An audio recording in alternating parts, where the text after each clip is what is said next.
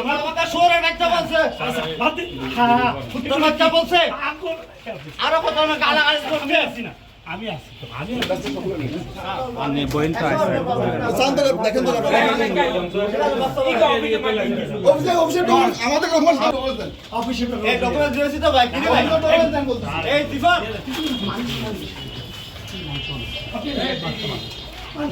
এটা স্যার ওসিকে ফোন দেন সিরিয়াল দা ভিডিও করে আমার দাই হবে হু আমার কি হবে হু আজকে স্যার আমি এখানে শেষ করব বসেন বলবো না স্যার বসেন এই বসেন এই গত 28/8/2024 থেকে 30/11/2025 সাল পর্যন্ত অ্যাবসেন্ট ছিলেন।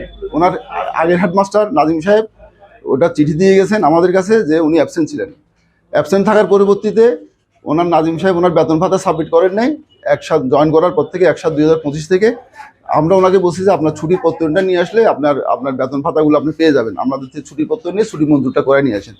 উনি ছুটি মঞ্জুর না করে উনি ওনার বেতন ভাতা চাচ্ছে, এসে আমাদের অফিসে এসে যত্রতত্রভাবে আমাদের কাছে অসভ্য এখানে করতেছে এবং অফিসিয়াল ডকুমেন্টসের যে আপনাদের কাছে ভিডিও আছে আপনারা দেখতেছেন, অফিসিয়াল ডকুমেন্টস টানাটানি করে ছিঁড়ে ফেলতেছে।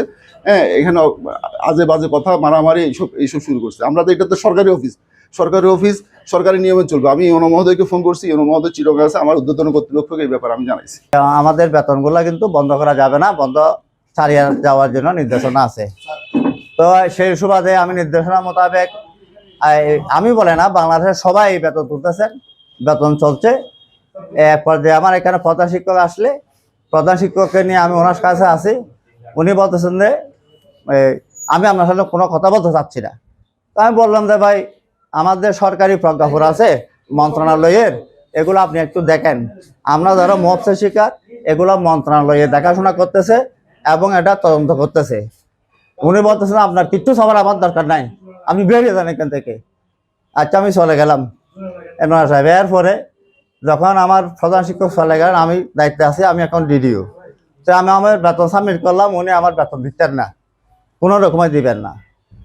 তুমি আসছে আরেকবার যে মন্ত্রণালয়ের যে কাগজপত্রগুলো আছে ওগুলো নিয়ে আপনি এখানে দেখেন মন্ত্রণালয়ের সুনির্দিষ্ট লেখা আছে যে যারা এরকম হয়রানি হেনস্থার শিকার হয়েছে, বাধ্যতামূলক ফজিলতের আগে শিকার হয়েছে, এই সমস্ত শিক্ষকদের বেতন চালু রাখতে হবে এবং এটা মন্ত্রণালয় তদন্ত করবেন। তারপরেও উনি আমার বেতনগুলো দেন নাই আমি সাবমিট করার পরেও। এরপরে বলতেছে যে 5 মাস আমি বেতন দিই নাই, ওই 5 মাসের জন্য আপনি আমাকে একটা ইয়া দেন, এই যোগদান করছেন ওইরকম মূল্য দেন। আমি সরল বিশ্বাসে দিলাম। ওইখানে আমার কবির সাহেব তারা এছাড়া সবাই আসছেন, ওরা যেখানে বসেন বিশ্বাস সেখানে আমি সাইন করে দিলাম। আসেন না এবং আমাকে কষ্ট দেওয়ার জন্য উনি প্রতিনিয়ত এই চেষ্টা করে যাচ্ছেন। তো আজকে কালকেও দরখাস্ত পাঠাইছি যে 5 মাসের ছুটি আমি উপর থেকে ঢাকা থেকে গিয়ে চিটাং থেকে গিয়ে সব ঠিক করে আনছি, ওনার একটা প্রত্যেক লাগবে। এবং প্রত্যেকজন বলছে যে প্রত্যেক আমি দেবো না 5 মাস। কেন? ওই আমাকে ওই যে নাজিম সাহেব আপনি হ্যান্ডমাস্টার যেটা রেখে দিয়েছেন ওখান থেকে করতে হবে। তা আমি বললাম যে স্যার আপনি তো সেটা আমি গতবার আসছি তখন বলতে পারতেন, তখন বলতেন যে তো এটা দিলে হবে, এখন বলতে যে এটা তো আপনি আমাকে হয়রানি করতেছেন। হ্যাঁ আপনি আমাকে হয়রানি কেন করবেন, একেবারে না দিলে না বলে দেন। আমি যেগুলো বলছি দয়া করে আপনার কাছে অনুরোধ থাকবে আমার সম্পূর্ণ বক্তব্যটা তুলে ধরবেন, কাটবেন না, প্লিজ কাটবেন না। আর ট্রেজার অভিযোগ আসলে কী হয় কী না হয় এটা আপনাদের জানা আছে, কী করলে মানুষ ভালো হয়, কী করলে মানুষ খারাপ হয়। আমিও কোনো বিনয় করার পরেও যখন চাচ্ছেন না আমি কাকে যখন পারেছি আমি ওনার সাথে গেলে তো ভাই উনি আমার সাথে রাফ বিহেভ করে, আপনারা একটু যান।